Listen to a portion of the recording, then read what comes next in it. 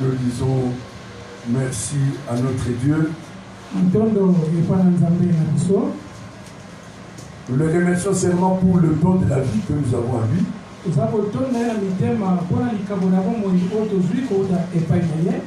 Nous le remercions pour la possibilité que nous avons d'être rassemblés autour de sa parole.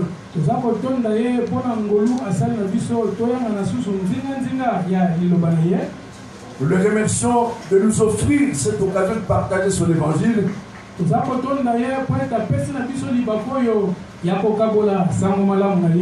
Nous pouvons et nous devons dire avec Paul que nous n'avons pas honte de l'évangile.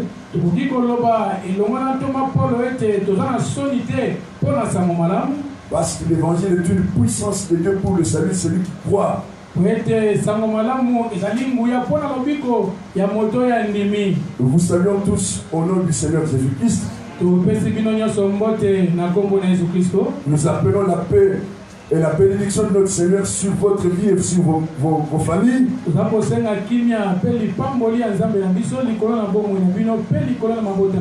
Nous appelons la paix et la bénédiction du Seigneur Jésus sur cette ville et dans ce pays où nous habitons.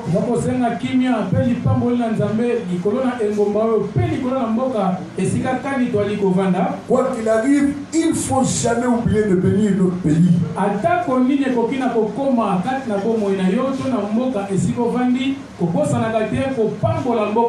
C'est à la fois notre responsabilité, notre privilège d'appeler la paix et la bénédiction sur notre pays.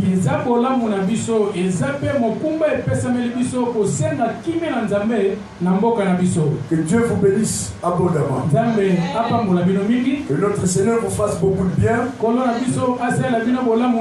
Surtout qu'il se révèle dans votre vie et dans votre famille. C'est tellement important que Dieu lui-même se révèle dans notre vie et dans notre famille. Parce que s'il ne le fait pas, nous ne saurons jamais comment le faire par nous-mêmes. Bien. Nous allons lire nos Bibles en Matthieu chapitre 16.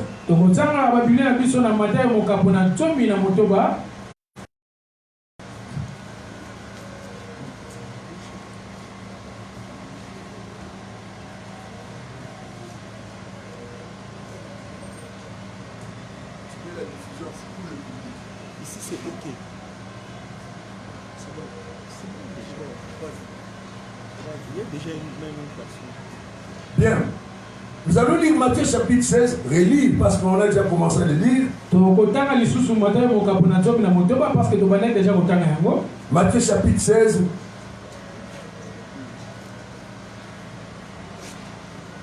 Nous commençons par le 15e verset. Enfin, on peut le commencer au 13e.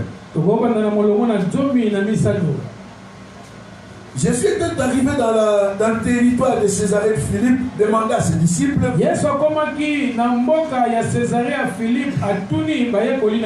Qui dit-on que je suis, moi, le Fils de l'homme? Ils répondirent. Les uns disent que tu es Jean-Baptiste. Les autres disent que tu es Élie. Les autres Jérémie ou l'un des prophètes. Et vous, leur dit-il, quel dites-vous que je suis?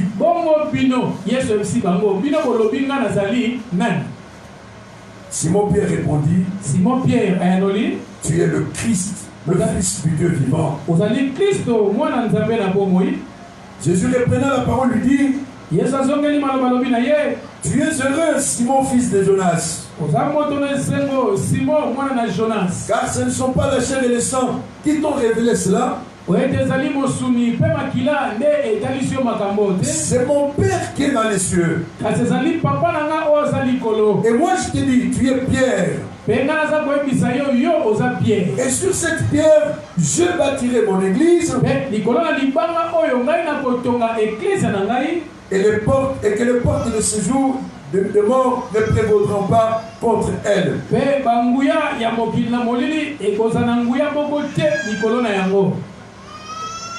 Je bâtirai mon église. C'est ça le thème de notre enseignement. Jésus révèle à ses disciples, il le révèle à chacun de nous, que la plus grande tâche à laquelle il va consacrer sa vie et son temps et son énergie, c'est de bâtir son église.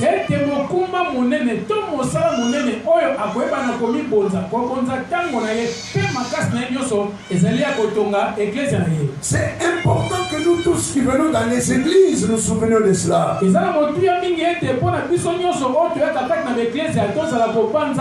Parce que la tentation est trop forte de réduire l'activité de Jésus uniquement à ce qui nous plaît à nous.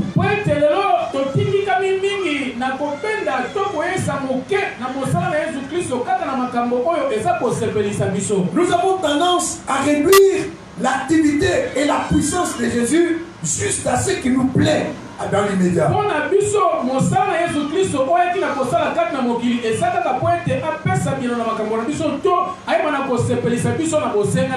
Pour beaucoup d'entre nous, Jésus c'est juste comme un dépanneur qu'on vient voir lorsqu'on est en difficulté. On vient voir que lorsqu'on est malade. On vient trouver que lorsqu'on a un problème de chômage ou je ne sais quoi encore. Et j'avoue en tant que prédicateur que la faute commence par nous.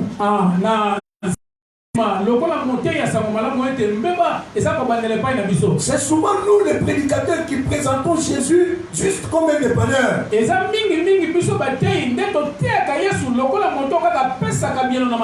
Une sorte de panacée, c'est-à-dire une sorte de remède universel et multifonction. Voilà.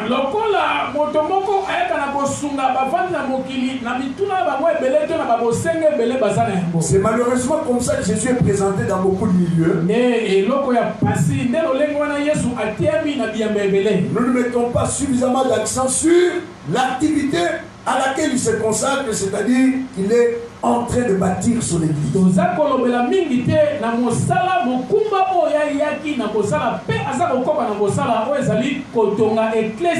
Il dit je bâtirai mon église.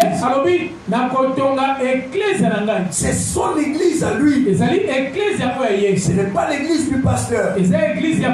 Elle n'appartient pas au prophète. Elle n'appartient pas à une famille quelconque. Eh bien, l'église, c'est son église à lui. C'est son peuple à lui. Il dit je bâtirai mon église. C'est-à-dire que lui-même s'implique dans ce travail. C'est lui qui le fait. Si lui ne le fait pas, ceux qui le font travaillent en vain. Et je l'ai dit hier, ça doit être très réjouissant et très encourageant pour nous de savoir que le Seigneur travaille avec nous. Il travaille concrètement à bâtir son église.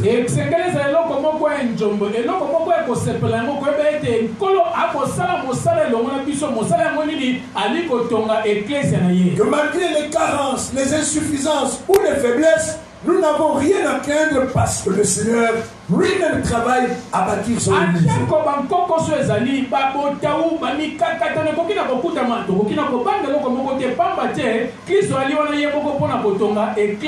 Quels que soient les temps, les circonstances, les épreuves, qui est impliqué à bâtir son église.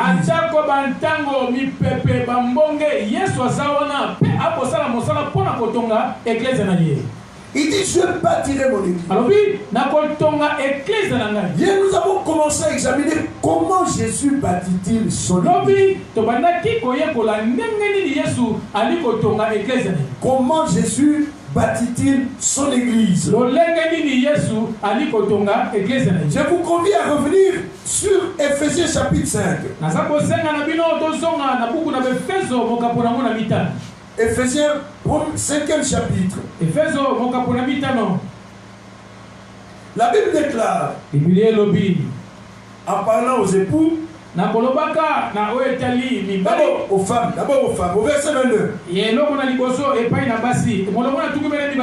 Femmes, soyez soumises à vos maris, Comme au Seigneur. Car le mari est le chef de la femme. Comme Christ est le chef de l'église.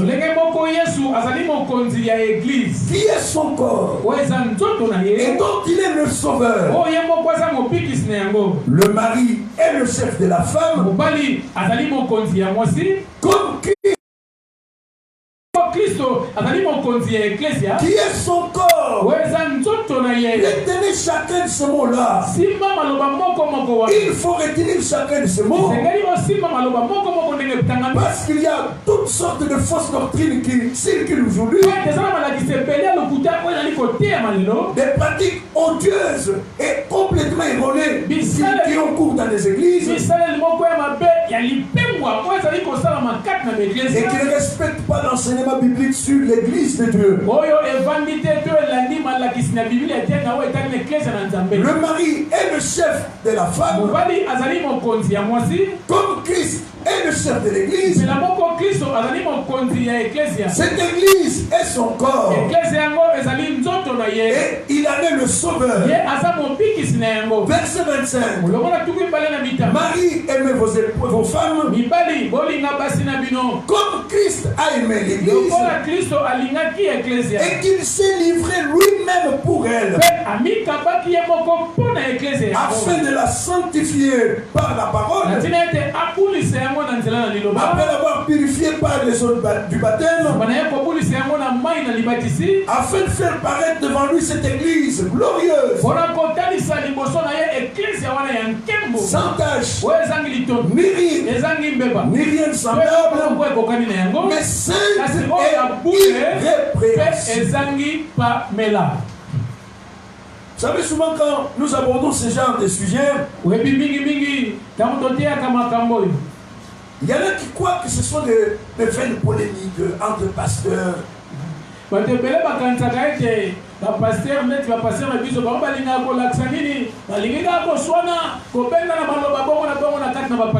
que ce sont des discussions de pasteurs ou des théologiens, ça ne nous concerne pas.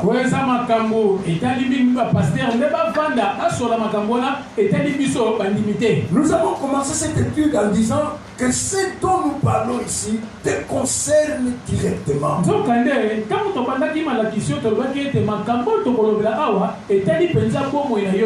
Jésus lui-même dit qu'il va bâtir son église.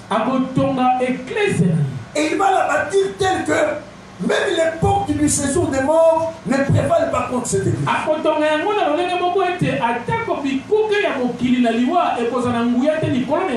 Jésus bâtit une église à son image à lui.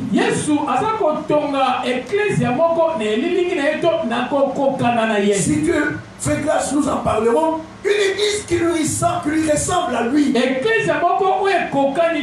Une église qui soit digne de lui. Une église, quand on la regarde, on dit ça, c'est la trace de Jésus.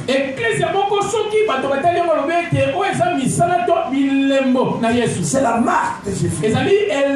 Il dit, je bâtirai mon église. Je la bâtirai de telle manière que les portes du séjour des morts ne prévalent pas.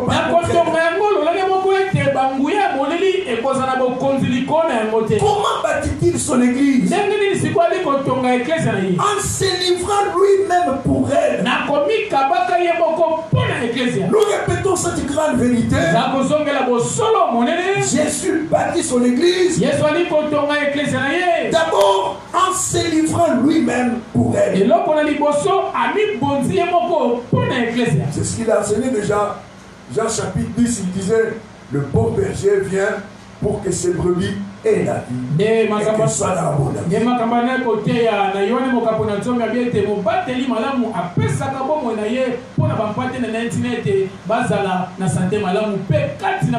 Le bon berger donne sa vie pour ses brebis.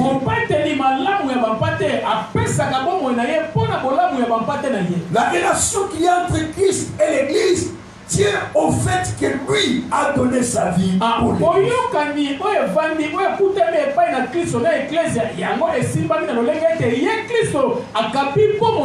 pour l'Église. Ce n'est pas ce que nous pensons qui fait de nous des enfants de Dieu. Ce n'est pas ce que nous disons qui fait de nous des enfants de Dieu. Ce n'est pas non plus ce que nous faisons qui fait de nous des enfants de Dieu. Ce qui a fait de nous des enfants de Dieu, c'est ce que Jésus a fait pour nous. Il s'est livré lui-même pour nous. Partout il est parlé de la mort de Jésus, il est clairement signifié qu'il est mort pour nous. Il s'est donné lui-même pour nous. Il s'est livré lui-même pour nous. Jésus bâtit son église en se livrant lui-même pour elle.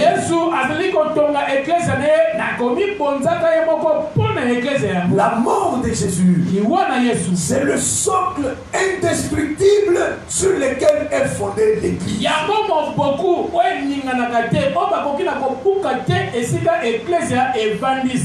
La mort de Jésus, c'est le fondement inébranlable et éternel sur lequel est fondée l'église.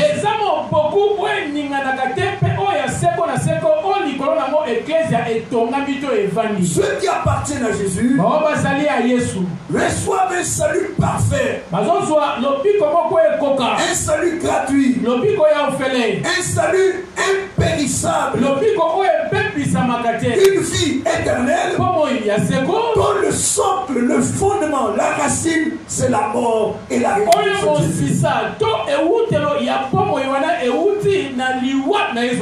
L'offrande du corps de Jésus,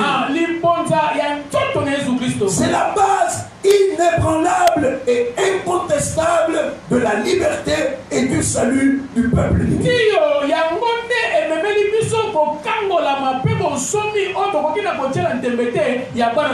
Dire à l'église, prier maintenant pour être délivré, c'est insulter le Seigneur.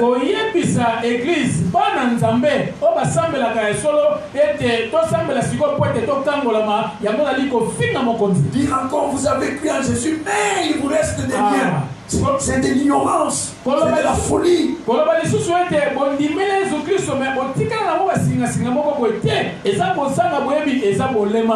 venons de lire là en Éphésiens chapitre 5, la Bible déclare, il s'est livré lui-même pour l'église.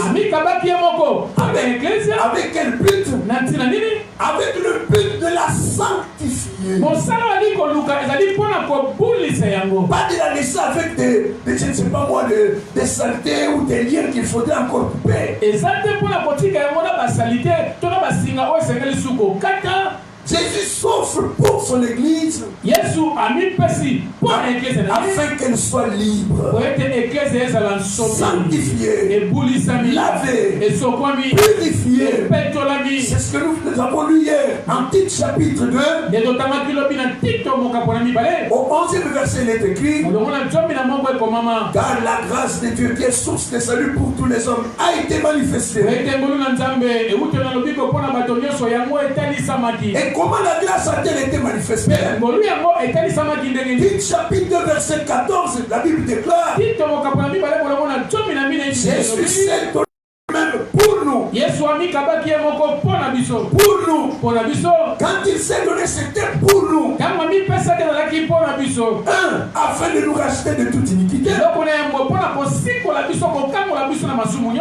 Et de se faire un peuple qui lui appartient. 3. Un peuple purifié par lui.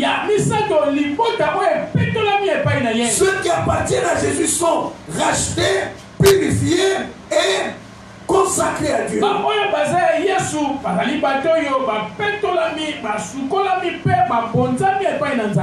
J'entends des gens qui disent non, un enfant de Dieu peut être possédé par un démon. Non.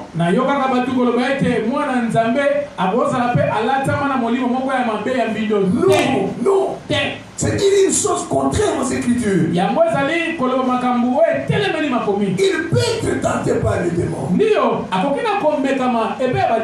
peut être dérangé, provoqué par les démons. Mais il ne peut pas être possédé par les démons. C'est bibliquement impossible. Quand vous lisez la première épître aux Corinthiens chapitre 6, au 19e et 20e verset, la Bible dit: ne savez-vous pas que votre corps est le temple du Saint-Esprit qui est en vous, que vous avez reçu de Dieu, et que vous ne vous appartenez plus à vous-même? Pourquoi? Car vous avez été racheté à grand prix. Vous avez été racheté à grand prix. Glorifiez donc Dieu dans votre corps et dans votre esprit qui appartiennent à Dieu.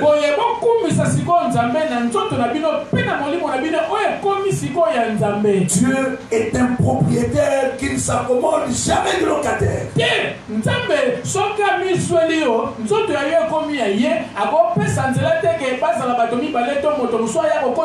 Il n'a jamais accepté de locataire. Il dit à Israël: je suis l'Éternel ton Dieu. C'est moi qui t'ai tiré de la servitude de la maison de Pharaon. Tu n'auras pas d'autres dieux devant la face. Dieu ne s'accommode d'aucune rivalité.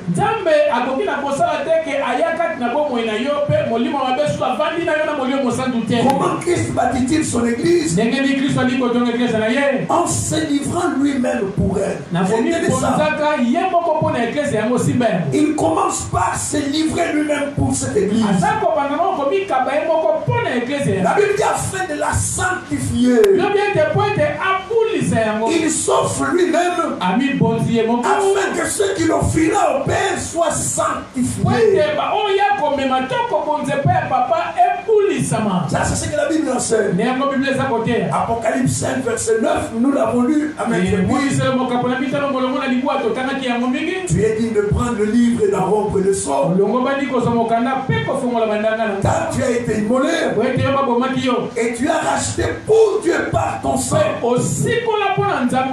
Tu les as rachetés pour Dieu par ton sang, de toute tribu, de toute langue, de tout peuple et de toute nation. Libéré. C'est ce que la Bible enseigne. Je n'ai pas de lien. Je n'ai aucun lien. C'est parce que j'appartiens à Christ.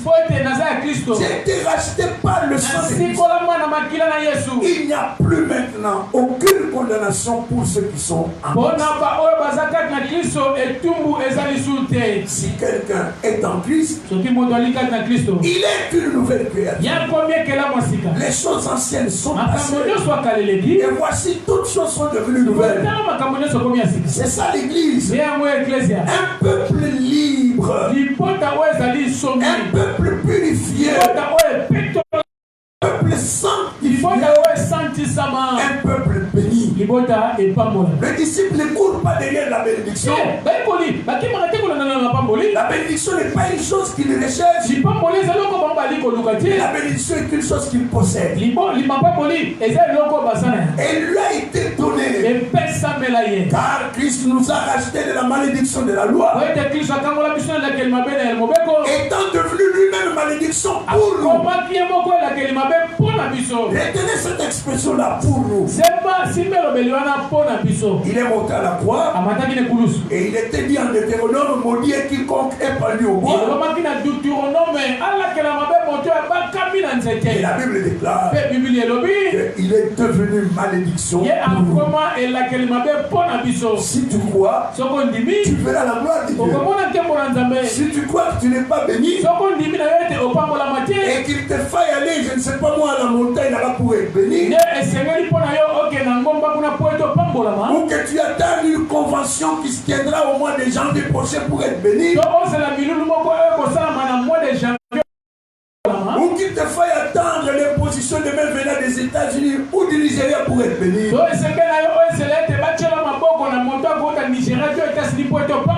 Bien, tu n'as rien compris à l'évangile. L'évangile déclare que ceux qui appartiennent à Christ sont bénis. Ils sont bénis. Si tu crois, tu verras la gloire de Dieu. Christ bâtit son église d'abord en s'offrant lui-même. Deuxième chose, en accordant son esprit à son peuple. En donnant le Saint-Esprit à ceux qui lui appartiennent. Si vous lisez Galates chapitre 4, verset 4 et suivant, la Bible déclare, mais lorsque les temps ont été accomplis,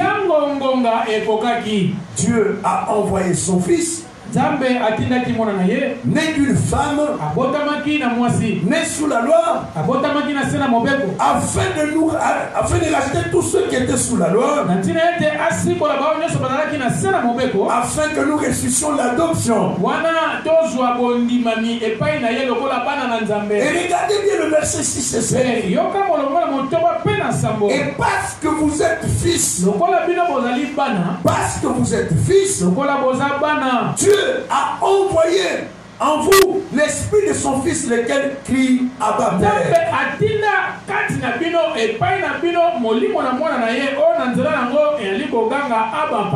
Ainsi tu n'es plus esclave, mais fils.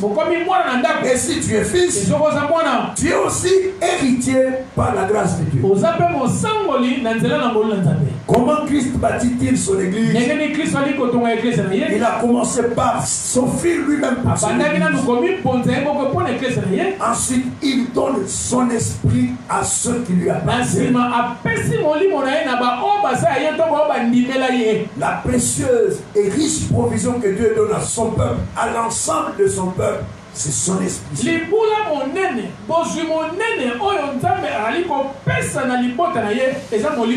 Après sa résurrection, le Seigneur donne son mandat à ses serviteurs. Et puis il leur dit, attendez. Attendez. Jusqu'à ce que vienne ce que le Père a promis. Qu'est-ce que le Père leur avait promis? Ce n'était pas des comptes en banque. Ce n'était pas de grandes relations aux États-Unis et dans l'Union européenne. Ce n'était pas la possession des biens de ce monde. La Bible déclare que le jour de la Pentecôte, ils furent tous remplis du Saint-Esprit. Et Pierre, donnant l'explication à cet événement, dit: c'est ici ce qui a été dit par le prophète Joël. Dans les derniers jours, dit Dieu, je répandrai de mon esprit sur toute chair. Vos filles et vos fils prophétiseront. Vos jeunes gens auront des visions. Et vos vieillards des songes. Je répandrai sur tous mes serviteurs et toutes mes servantes de mon esprit et ils prophétiseront. Écoutez mes frères et sœurs, nous nous imaginons qu'il faut absolument que l'Église possède ceci et encore cela pour devenir forte.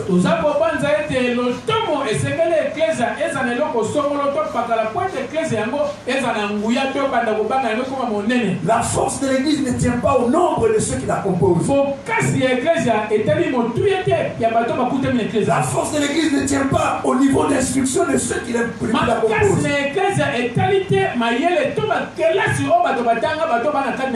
La force de l'Église ne vient pas de ses relations avec le puissant du monde.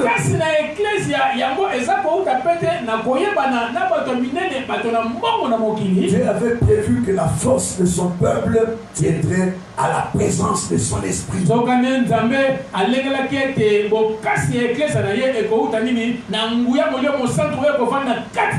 Ni par la force, ni par la puissance, mais par mon esprit. Par mon esprit. Les hommes que Dieu suscitait dans l'ancienne alliance. Les hommes que Dieu suscitait dans l'ancienne alliance,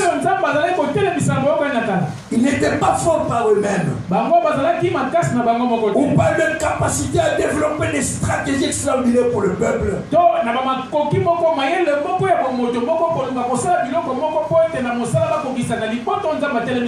Ce qui en faisait des hommes extraordinaires et déterminants pour leur peuple, c'était la présence du Saint-Esprit.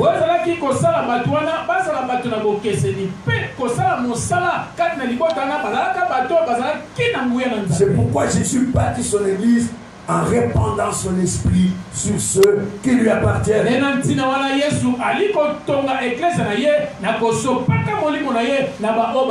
C'est l'explication que Pierre nous donne en Actes chapitre 2.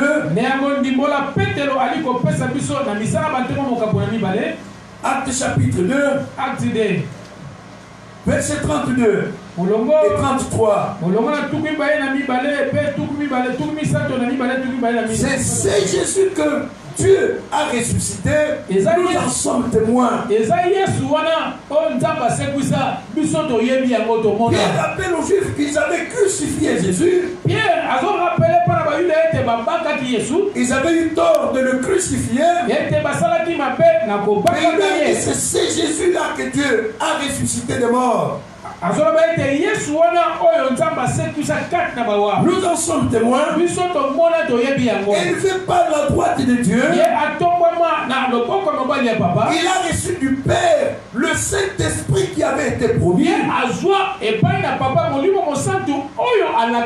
Et il a répandu comme vous le voyez. Ce qui fait de nous le peuple de Dieu, c'est la présence de Dieu.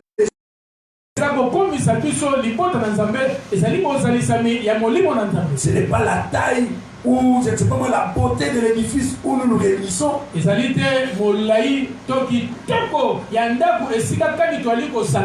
Ce ne sont pas les voyages répétés de votre pasteur ou de votre apôtre. Ce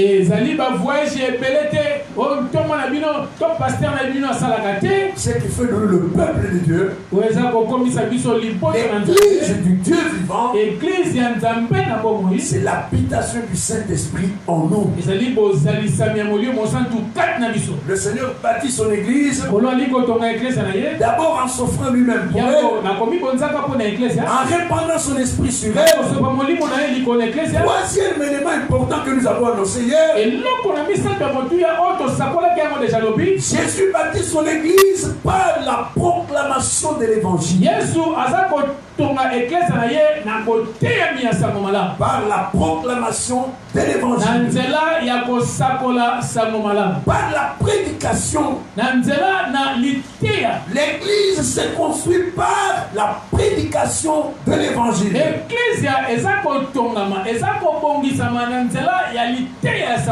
Quand nous lisons Romains chapitre 10, Épître aux Romains au 10e chapitre, Paul parlant du salut nous dit ceci.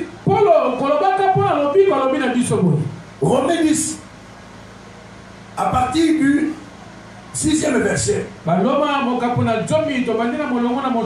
Mais voici comment parle la justice qui vient de la foi.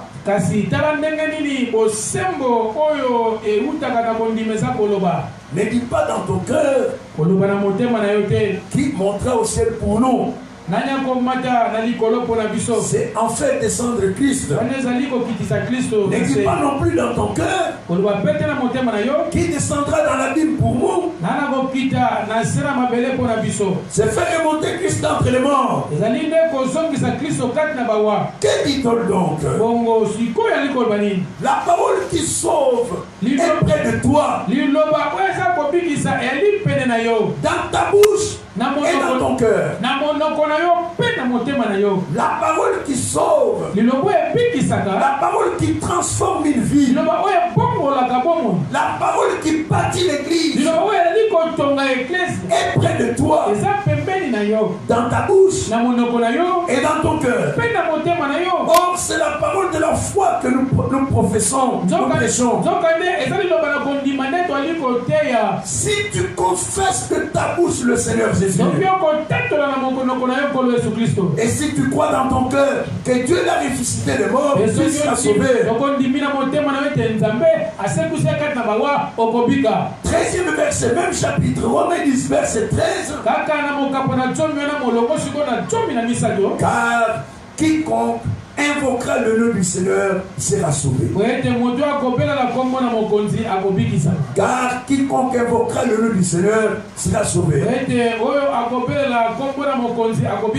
Mais voyez la place de la prédication dans l'édification de l'église. À partir du 14e verset, l'apôtre pose une série de questions.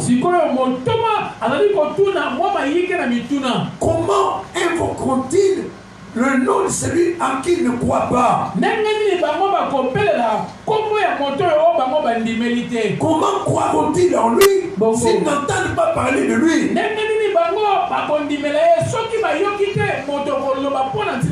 Et comment en entendront-ils parler s'il n'y a personne qui prêche?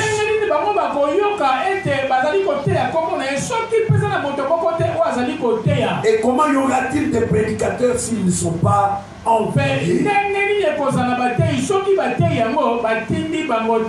17e verset. Ainsi la foi vient de ce que l'on entend. Et ce que l'on entend vient de la parole de Christ. Aujourd'hui, Christ bâtit son église par la prédication de la parole. La prédication occupe une place incontournable et irremplaçable dans l'édification de l'église de Dieu.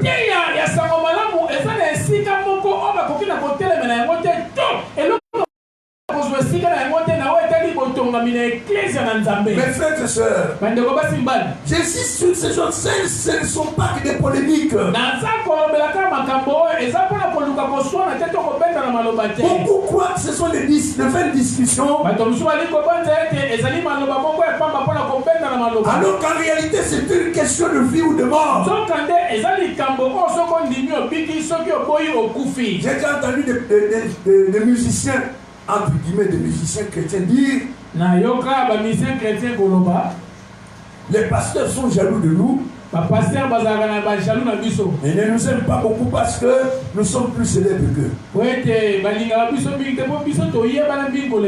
Il n'est écrit nulle part, vous entendrez un cantique et vous serez sauvés. Vous ne pouvez pas remplacer le prédicateur par les chanteurs.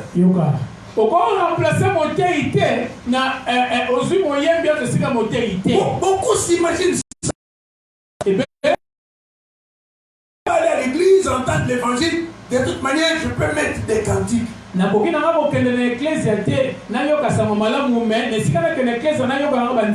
puis ça, la plupart de ces musiciens sont tellement dans la confusion, ils vous disent: maintenant nous entrons dans une atmosphère d'adoration.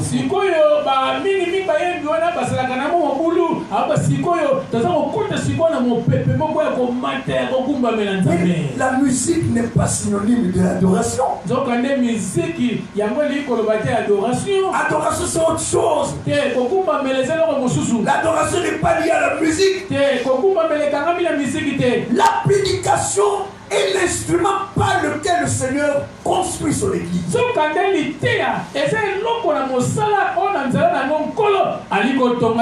Quand il envoie ses prédicateurs, ses serviteurs, il ne dit pas: allez chanter des bons cantiques et celui qui entendra et qui croira sera sauvé. Il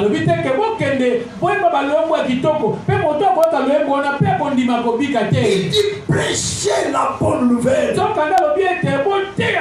Jésus bâtit son église aujourd'hui par la prédication de l'évangile. C'est par l'évangile qu'il sauve les hommes. C'est par l'évangile qu'il intègre de nouvelles unités à son église.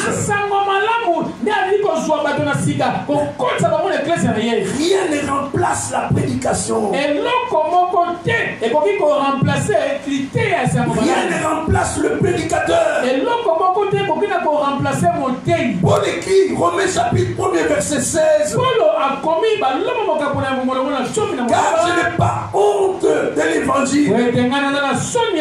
Je n'ai pas honte de l'évangile. C'est une puissance de Dieu pour le salut de celui qui croit. Premier épître aux Corinthiens, premier chapitre. Au 17e verset, il écrit, ce n'est pas pour baptiser que Christ m'a envoyé. Il m'a envoyé pour prêcher l'évangile. Et cela sans la supériorité de langage, afin que la croix de Christ ne soit pas rendue vaine. 18e verset. Premier épître aux Corinthiens, chapitre 1er verset 18. Car la prédication de la croix est une folie pour ceux qui périssent. Mais pour nous qui sommes sauvés, c'est ça la puissance de Dieu. Même chapitre verset 21.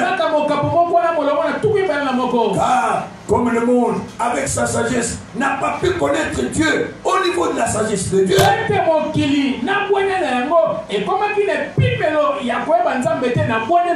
il a Dieu par la folie de la prédication.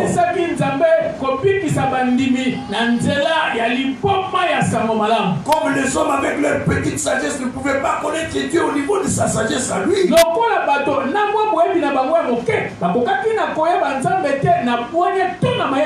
Dieu a trouvé bon de sauver les croyants par la folie de la prédication. Verset 22. Les Juifs cherchent des miracles. Les Grecs cherchent la sagesse. Mais nous prêchons Christ crucifié. Christ crucifié. Scandale pour les Juifs. Folie pour les Grecs.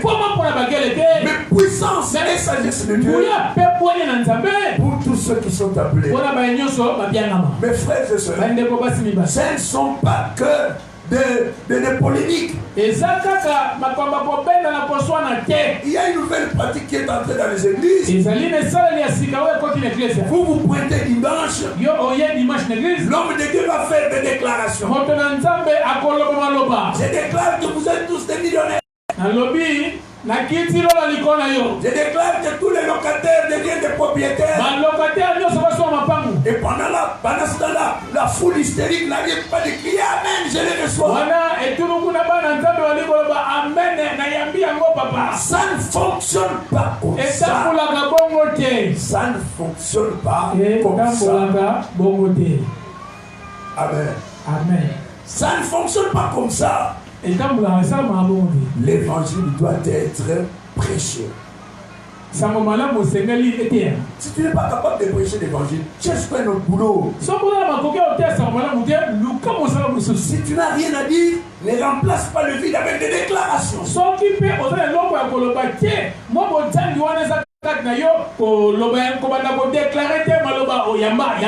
Si tu n'as rien à dire, tais-toi. Il vaut mieux te taire. Quand vous lisez Actes chapitre 15, j'ai dit ces choses avec vous pour que vous les connaissiez. Actes chapitre 15, il y a eu une discussion à Jérusalem dans l'église. Paul et Barnabas ont fait le rapport. Ils ont raconté ce que le Seigneur a fait par eux. Comment l'évangile a été prêché et les païens étaient sauvés. Alors il s'est trouvé là, il y avait des révérends pharisiens qui étaient aussi à l'église. Ils disent non, ça ne suffit pas. Ils ont cru que ça ne suffit pas. Il faut qu'on ajoute la circoncision.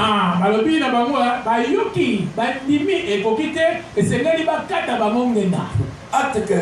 À partir du 7e verset. Une grande discussion. Une vraiment grande discussion. C'est là engagé. Pierre se leva et leur dit, homme frère, vous savez que dès longtemps, c'est-à-dire ce dont je parle ici ne date pas d'aujourd'hui. Vous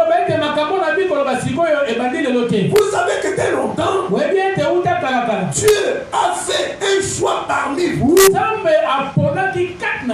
afin que par ma bouche les païens entendent l'évangile et qu'ils croient.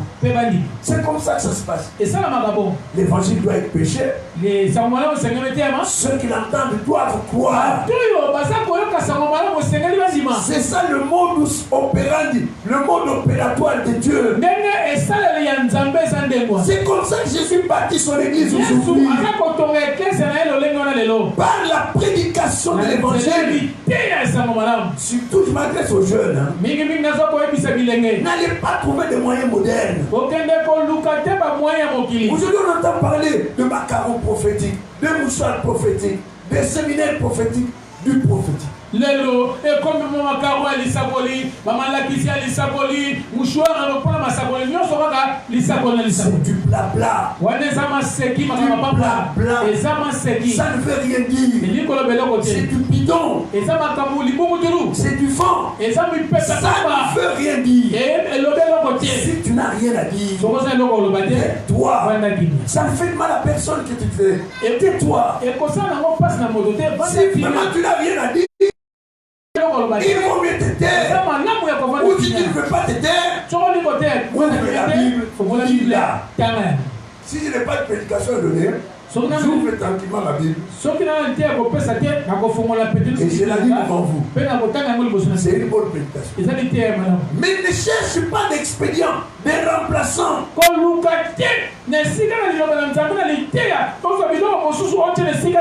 La prédication fonde l'église. C'est la prédication qui fonde l'église. Pierre dit ici, vous savez que dès le commencement, ça n'a pas commencé avec de l'huile. Ça n'a pas commencé, non, pas de l'huile. Pas avec de l'eau. Il n'y a pas eu de mouchoir. Il n'y a pas eu, je ne sais pas moi, de veste. Il n'y a pas eu de canne.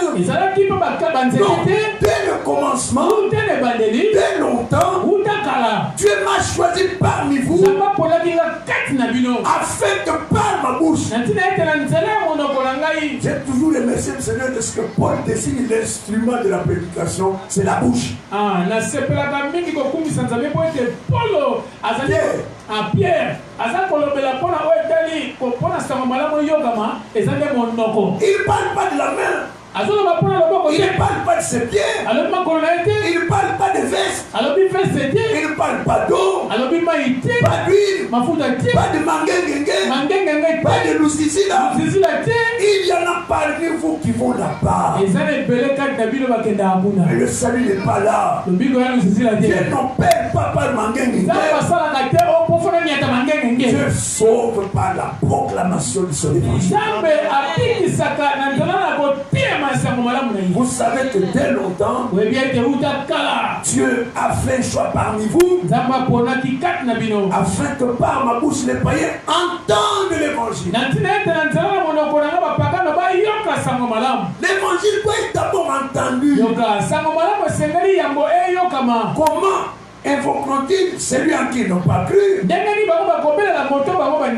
Comment croiront-ils s'ils n'entendent pas parler de lui? Et comment entendront-ils parler de lui s'il n'y a personne qui plaît? Jeune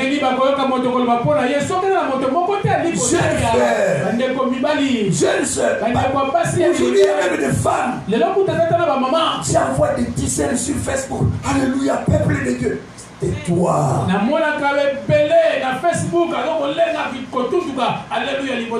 d'abord, la prédication n'a pas été donnée à la femme. Il y en a une qui me dit, beaucoup de prophètes me disent que j'ai été appelé à prêcher. Je lui dis, Ce n'est pas Dieu qui les a envoyés.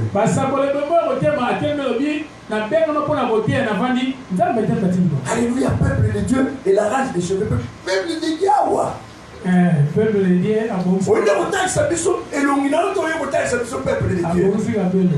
oh, alléluia. Là-bas, on va alléluia. Alléluia. C'est comme si une chose là. Le alléluia. Ça ne fait de mal à personne. Pèse de l'or. Pèse de l'or. Tu t'arrêtes à pèse de l'or. Si on te suit plus loin, tu ne peux pas. Pèse de l'or. Tu veux impressionner qui? Pèse de l'or. Le bar normal, donc,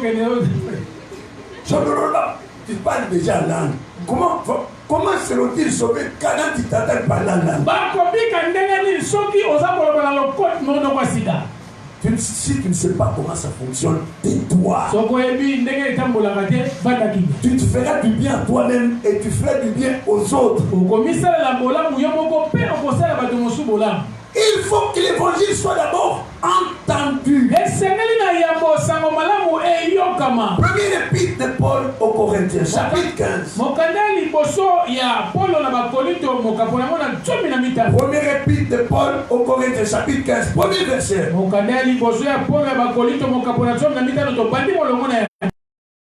Frère, l'évangile que je vous ai annoncé, que vous avez reçu, dans lequel vous avez persévéré, et par lequel vous êtes sauvés, si vous le retenez tel que je vous l'ai annoncé.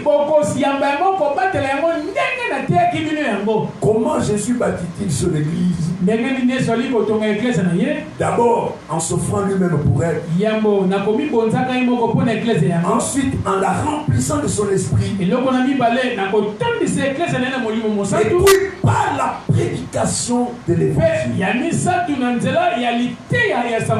Le Seigneur bâtit son église par la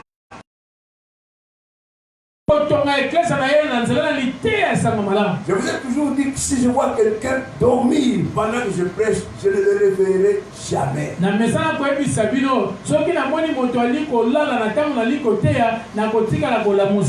C'est quelqu'un qui se suicide. Il ne veut pas, il ne s'aime pas du tout. Il ne veut pas être sauvé. Parce que le salut vient de ce que l'on entend. Paul nous dit ici exactement ce que nous avons entendu chez Pierre. Je vous rappelle l'évangile que je vous ai annoncé.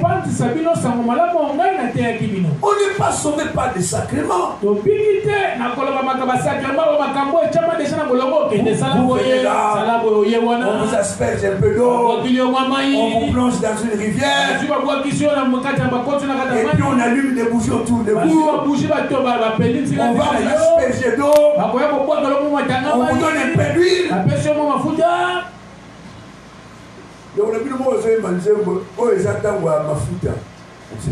C'est un archaïque celui-là.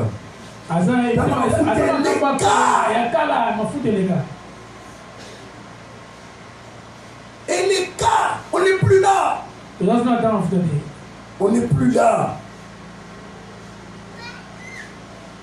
Il y en a qui s'imaginent que quand on prend... Je vois des gens qui tombent, qui parlent la langue dans un concert, je le dis ça. C'est de l'émotion.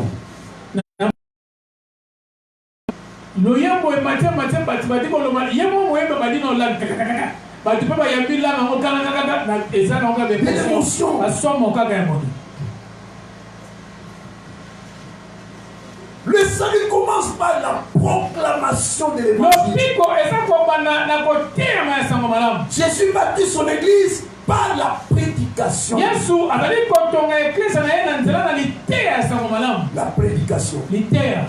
Paul nous dit ici, il rappelait aux Corinthiens l'évangile qu'il leur avait annoncé, que eux avaient reçu. Et il ajoute que ce n'est pas cet évangile que vous avez été sauvés. Pas par mes mains, ou par ma veste, ou par mes chaussures.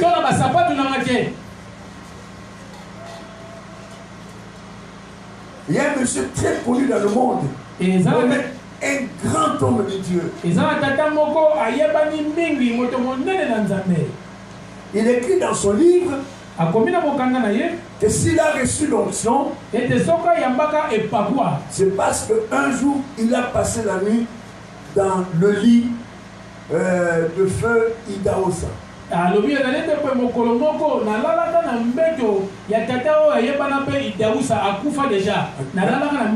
C'était un prédicateur nigérian. Lui, il explique qu'il a tout fait. Il a dû donner beaucoup d'argent pour qu'on lui permette de passer la nuit dans le lit de cet homme.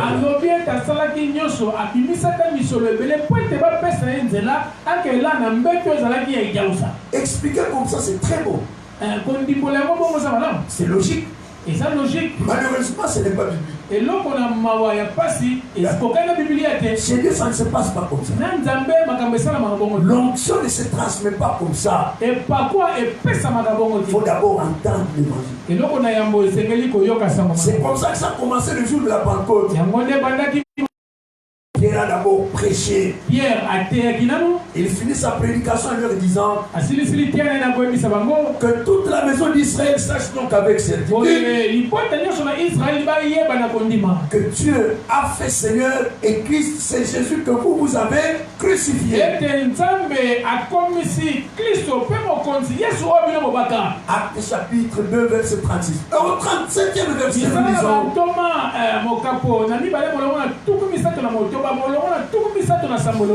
après avoir entendu ces discours, ils eurent les cœurs vivement touchés. Ils avaient entendu le bruit du vent, mais ils n'ont pas été touchés. Ils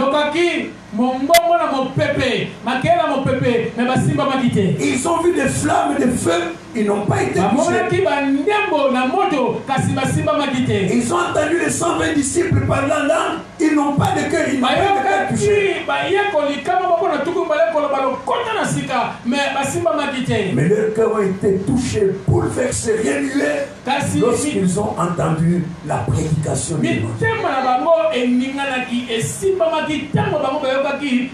ils dirent alors à Pierre et aux autres apôtres, hommes frères, comment Jésus bâtit-il son église? Par la prédication de l'église. Négliger la prédication, c'est négliger le salut. Beaucoup de pasteurs ont muté, comme on dit. Ils ont muté, ils étaient prédicateurs, ils sont devenus des faiseurs de miracles.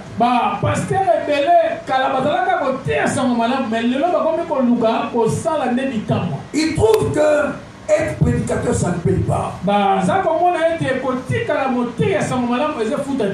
Paul a vu des miracles incroyables s'opérer par son ministère.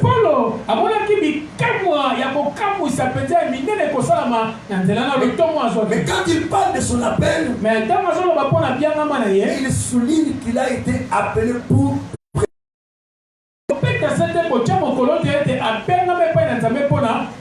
Romains chapitre 1er, premier verset, Paul, serviteur de Jésus-Christ, appelé et mis à part pour annoncer l'évangile.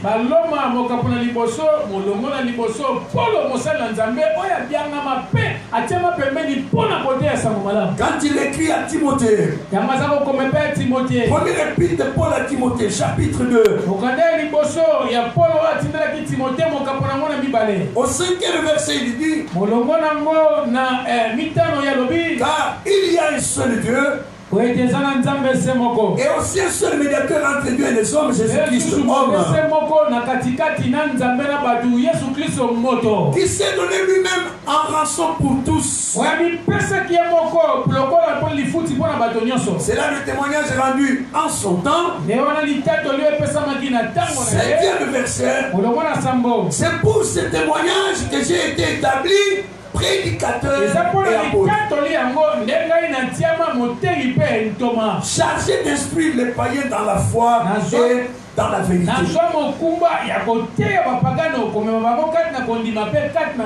Cet homme a vécu des choses phénoménales. Des miracles innombrables. Mais jusqu'au bout, il revendique le ministère qu'il a reçu comme le ministère de la prédication.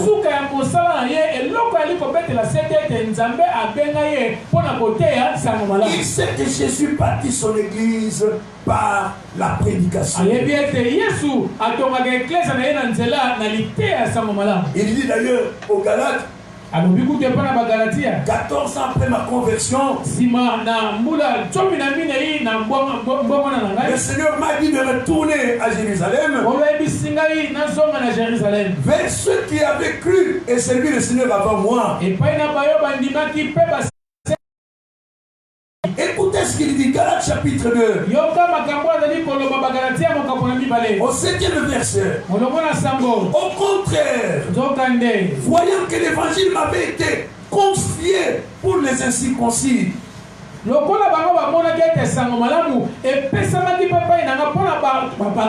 comme il avait été confié à Pierre pour les circoncis,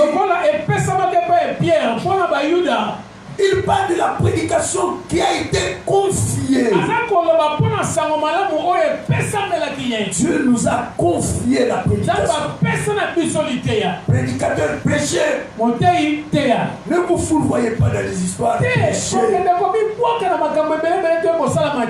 Dieu te rémunérera pour la prédication. Prêchez. Prêchez. Écoutez ce qui est prêché vous autres. Ne minimisez pas la prédication.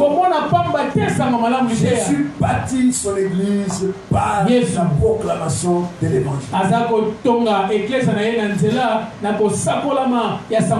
Quand il prie le Père pour l'église, que demande-t-il pour l'église? Jean chapitre 17, verset 17. Sanctifie-les par la vérité, car ta parole est la vérité. C'est ça l'instrument qui sanctifie l'église. Sanctifie-les par la vérité, car ta parole est la vérité. Vous savez, aujourd'hui, c'est vraiment tentant pour le prédicateur. Je vais en Israël, je reviens avec une soutane bleue.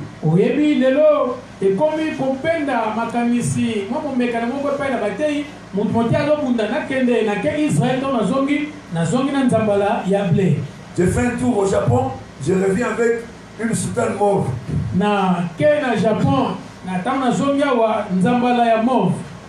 Et puis je me demande quel genre de bandit nous avons. Vous me voyez tel que je suis là. Une semaine après, je commence à venir vous prêcher avec une soutane. Vous continuez avec moi comme ça tranquillement. C'est pas normal. Après une semaine,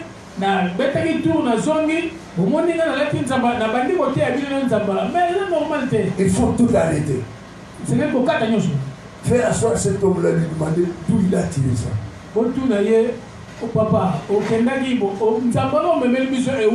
Nos fidèles sont trop fidèles. Du jour au lendemain, j'arrive ici. Une pièce, elle est blanche, hein, avec des bandes bleues comme ça, ramassées là-bas en Israël. Je porte ça comme ça.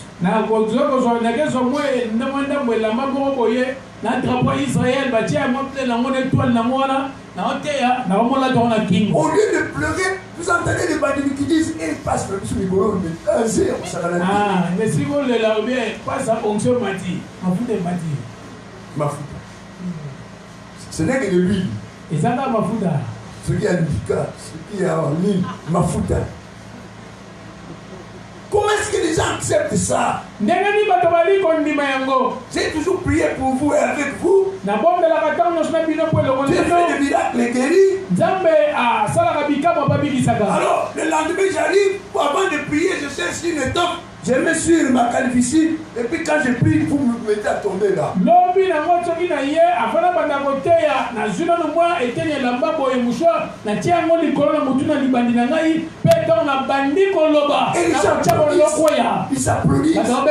Il y en a qui disent amen, avance. Avance. Papa. Avance. Papa koba. Il va avancer. S'enfoncer davantage. Il va vous entraîner. Jésus bâtit son église avec la prédication. Prédicateur, prêcheur. Si ce jour-là tu n'as rien, tais-toi.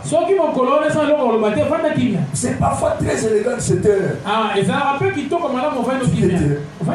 Moi, il m'arrive de me taire. Parfois, le Seigneur me dit de ne rien dire, je me tais. Mais pas dire parce que je suis pasteur, il faut absolument le dimanche je sois là. Donc dimanche est là dans la tête, il faut que je sois là. Où est-ce que c'est écrit qu'un pasteur doit forcément prêcher le dimanche? Et comment peut être pasteur et c'est et il n'y a que le pasteur qui peut prêcher le dimanche. C'est écrit où? C'est écrit par qui? Si tu n'as rien à dire,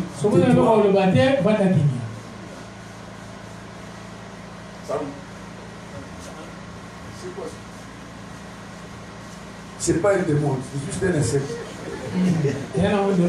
Parce que il y a un démon qui l'a visité. Non, c'est juste un insecte. Donc, le Seigneur bâtit son église d'abord en se livrant lui-même pour cette église.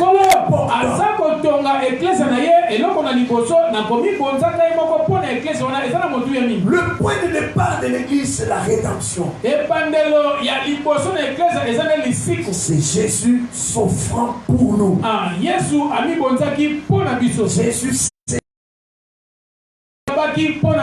pour nous sanctifier, pour nous délivrer, pour nous bénir. C'est ce qu'il a fait qui fait de nous le peuple de Dieu. C'est que lui a fait. Fait de nous le peuple de Dieu. Deuxièmement, il donne son esprit à son église. Et il bâtit son peuple, il insère de nouvelles unités par la prédication de l'évangile.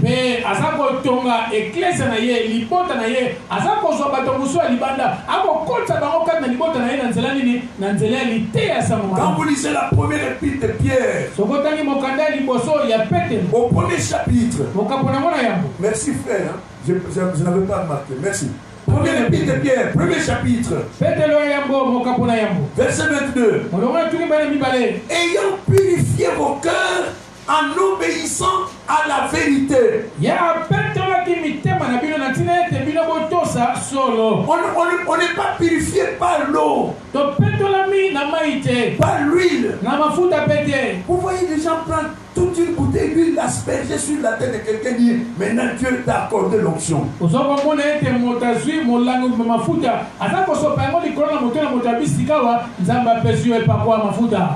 l'huile d'onction sous l'ancienne alliance avait une composition secrète, mystérieuse.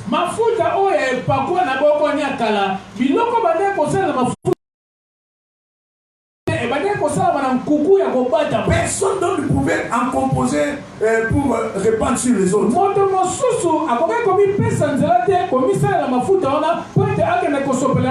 Et deuxième chose importante, cette huile était la préfiguration du Saint-Esprit qui devait venir plus tard. Et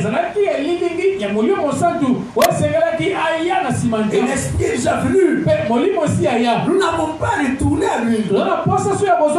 Quelqu'un qui recourt à l'huile aujourd'hui, c'est comme une maman qui vient de sortir de maternité qui abandonne le bébé pour aller jouer avec une poupée.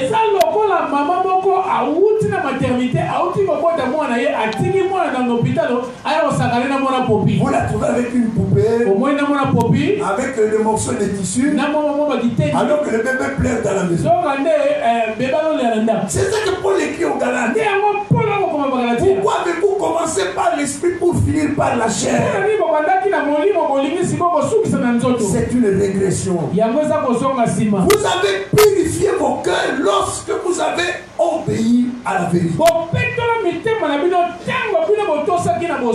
Verset 20, qui suit la 23. Car vous avez été régénérés,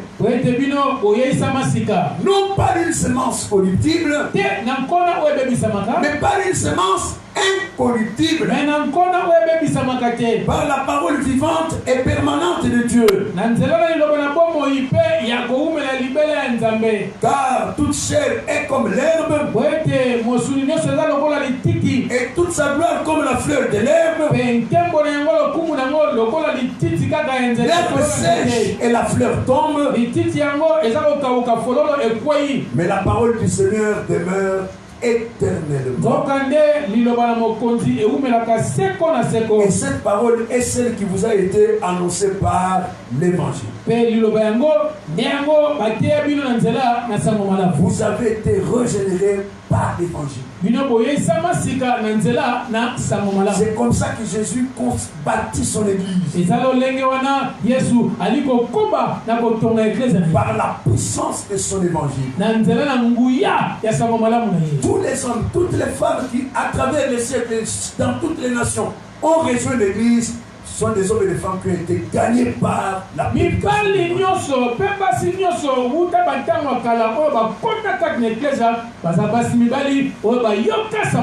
Vous les manquez, je l'ai cité hier, Éphésiens chapitre 4.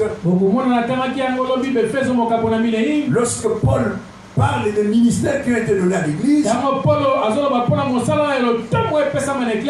il montre que les ministères ont été donnés à l'église pour l'édification du corps.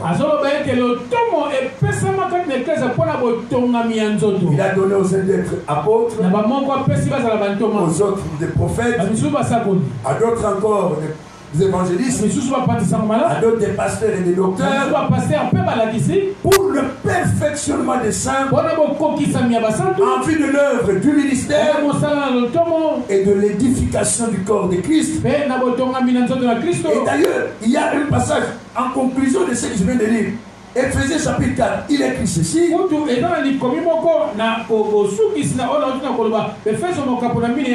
Afin que nous ne soyons plus comme des enfants flottants et ballottés au vent de doctrine,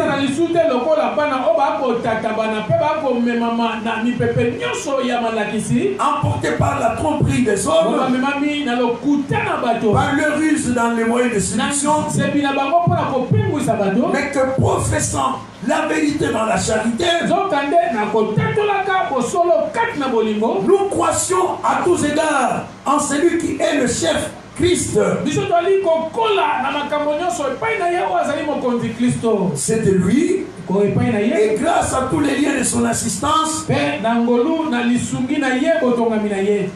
tout le corps bien coordonné et formant un solide assemblage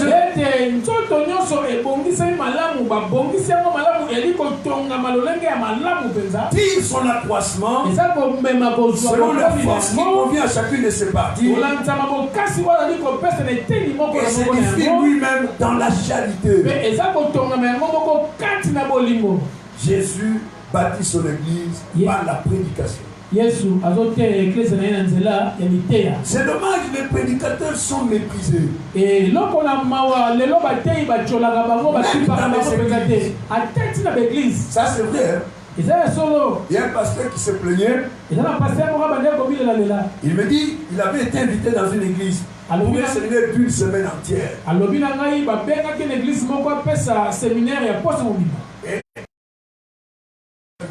Il avait invité le frère Patrice. Non. Voilà. Il s'est fait que Patrice n'est pas venu. Et il a envoyé ses musiciens qui n'ont pas très bien chanté. Alors il dit, le pasteur de l'église se met debout pour se plaindre Mais ces gens nous ont coûté cher, plus de $500. Pasteur a tellement mis bateau pour Koyembawa et ça a dit qu'on les a $500 pour Bayawa. Et le pauvre prédicateur n'avait reçu qu'entre 10 et $20. Bon, mon thé, si mon côté à poste mobima, à $10 ou $20. $20 à peine. $20. Et le musicien en avait reçu 500. Musicien, je l'ai eu 500. On avait dû envoyer $200 pour sa caravane, n'est-ce pas? Ses musiciens, des instruments. On a 200.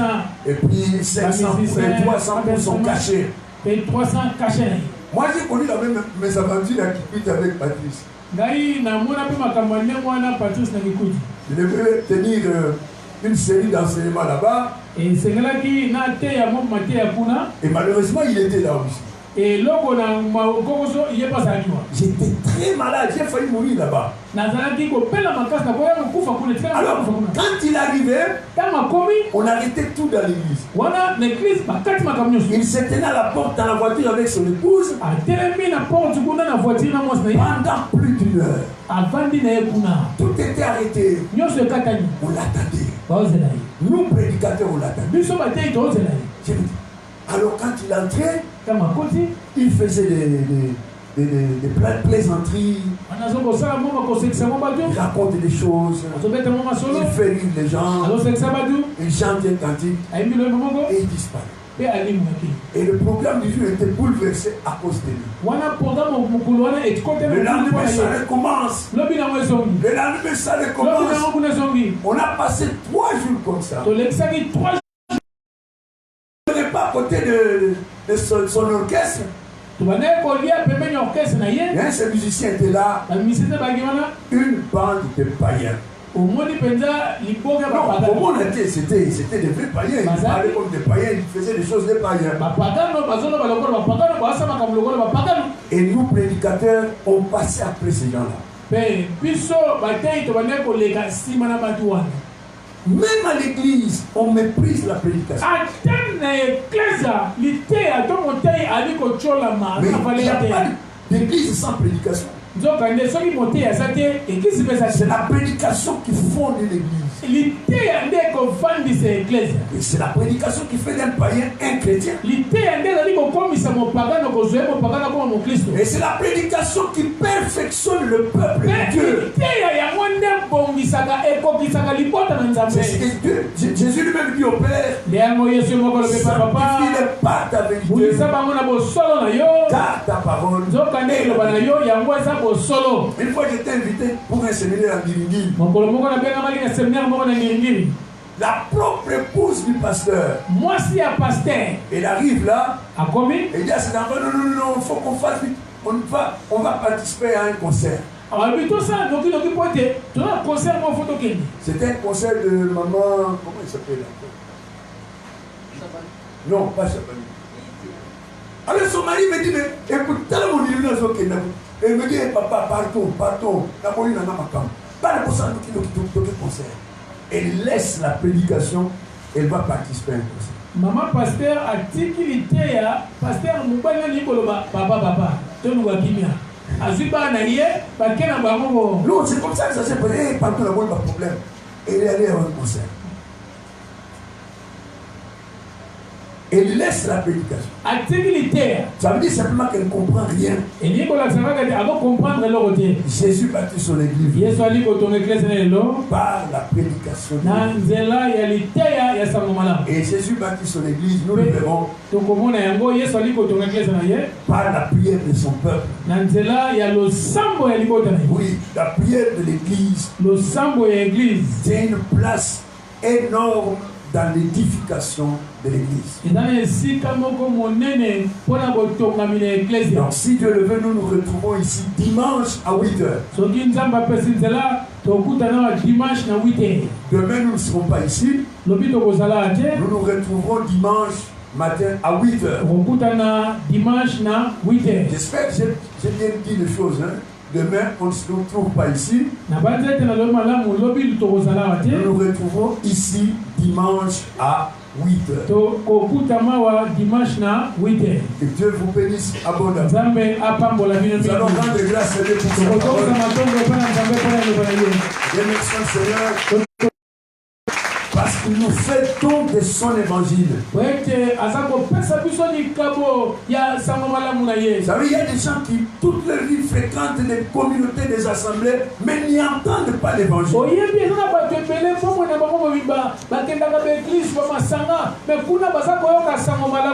Nous allons remercier le Seigneur pour le don de son évangile. Et par-dessus tout pour le don de son Fils Jésus.